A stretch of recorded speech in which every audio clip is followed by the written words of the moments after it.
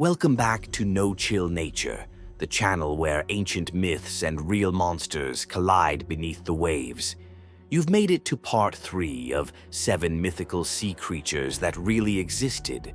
And trust us, this chapter goes darker, deeper, and weirder. From soul-stealing sirens to undead sea women, these creatures were born from fear, and maybe something real. Ready to test your courage? Let's dive in. Chapter 1. Sirens, the voices of death. You know the story. A ship sails too close to jagged rocks. The crew hears singing, and no one survives. In Greek mythology, the sirens were not half-fish beauties like mermaids.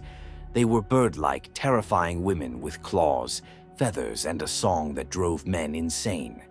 Homer's Odyssey tells us that Odysseus had to be tied to the mast to resist their call, while his crew stuffed their ears with wax.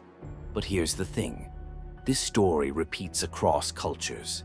The Slavic Rousulka, the Celtic Banshee, even Viking tales of death spirits in the fog. All share a theme, a woman's voice bringing death from the sea. Scientists speculate some of these legends may have stemmed from sound mirages, distant whale songs bouncing off water, disorienting sailors. But the real terror. Some believe sirens are symbolic of the ocean itself, beautiful, mysterious, and fatal if underestimated. Chapter 2. Jörmungandr, the world serpent. In Norse mythology, Jörmungandr is no ordinary snake. It's so massive that it wraps around the entire earth and bites its own tail.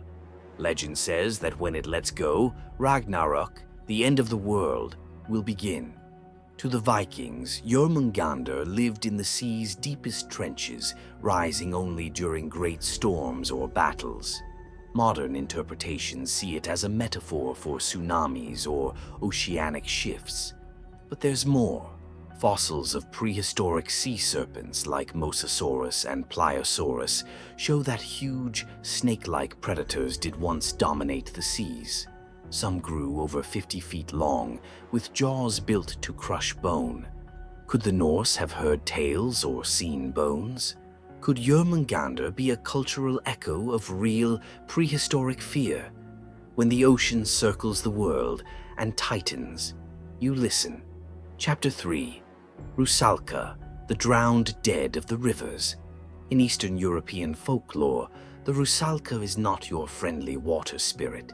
She's the ghost of a woman who died violently, often betrayed, drowned, or abandoned, and she rises from lakes or rivers to lure men into watery graves.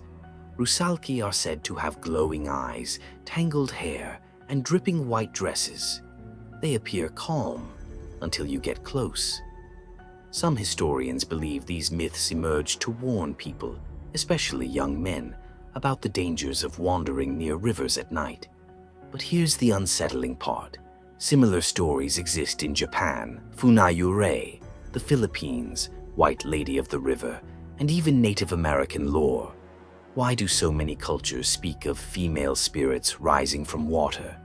Maybe it's memory, maybe it's guilt, or maybe water remembers. Chapter 4. The Hydra, the serpent that wouldn't die. In Greek legend, the Lernaean Hydra was a nightmare, a venomous, multi-headed serpent that grew 2 new heads every time one was cut off. It lived in the swampy lake of Lerna, a site said to be an entrance to the underworld. While we don't have regenerating monsters yet, real-life animals with polycephaly, multiple heads, have been documented, especially in snakes and turtles. And swamps and rivers are breeding grounds for genetic mutations caused by chemical runoffs and natural anomalies. Could ancient people have encountered a mutated serpent and exaggerated it over time? Or were they documenting something that once existed in the forgotten corners of nature?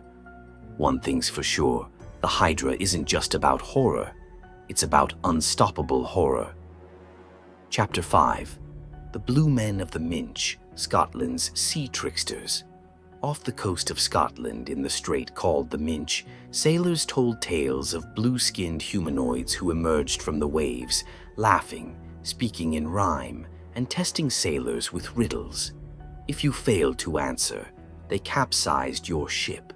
These were the Blue Men of the Minch, sea tricksters believed to summon storms and steal vessels for fun.